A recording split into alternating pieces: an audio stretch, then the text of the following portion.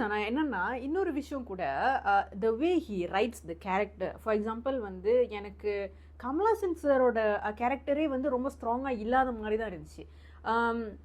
And then வந்து அந்த இடத்துக்கு வந்து சிம்பு வந்துட்டு ஃபைட் பண்ணுறாங்க அப்படின்னு சொல்லும்போது எதுக்கு நீங்கள் இந்த கேரக்டருக்கு ஃபைட் பண்ணணும்? Because I don't see a weight in this character. என்ன பண்ணுனாங்க அப்படின்னு வந்து எனக்கு தெரியவே இல்லை. பிகாஸ் அவங்க வந்து அபிராமி நொசு த்ரிஷா அதை நோக்கி தான் போயிட்டு இருக்கு கதை. ஸ்ட்ரெஸ் ஆக்கிருச்சு, அப்படி ஆயிருச்சு.